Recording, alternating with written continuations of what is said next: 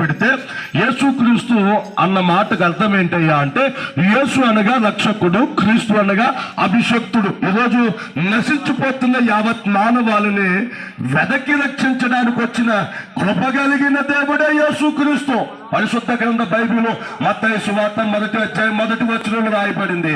యేసుక్రీస్తు అన్న మాటకు యేసు అనగా రక్షకుడు, క్రీస్తు అనగా అభిషక్తుడు.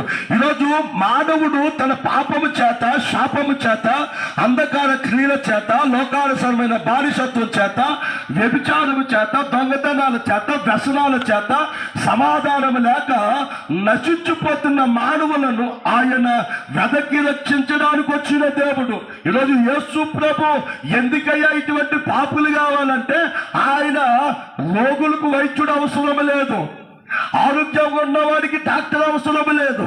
ఎవరికి అవసరమయ్యా అంటే, అనారోగ్యంగా ఉన్నవాడికి, రోగముతో బాధపడుతున్న వాడికి డాక్టర్ ఎలా అయితే అవసరమో, ఈరోజు పాపము చేత, శాపము చేత నశించిపోతున్న యావత్తు మానవాళిని ఆయన రక్షించడానికి బలము నుండి దిగి వచ్చిన దేవుడు నేను ప్రకటించుచున్న నజరేయుడైన యేసు. దేవునికి మహిమ కలుగునుగాక.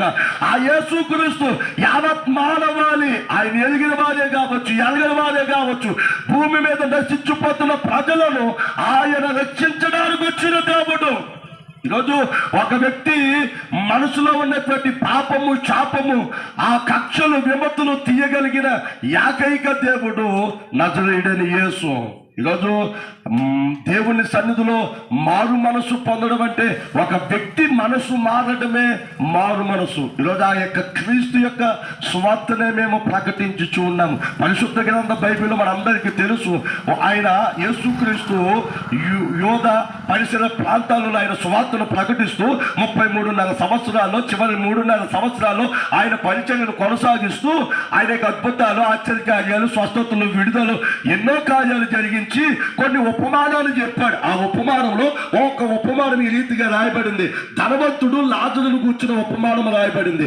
ధనవంతుడేమో తన ప్రాణాన్ని సుఖించుకుంటూ ఉన్నాడు. తన ప్రాణమును తినుము, త్రాగుము, సుఖించుము, తరతరములకు సుఖభరితమైన జీవితము జీవితమని ధనవంతుడు అనుకుంటూ ఉన్నాడు. కానీ అదే ధనవంతుడు ఇంత బల్ల కింద పడే గట్టుముక్కలకు ఆశపడే పేదవాడైన లాజరును ఉన్నాడు.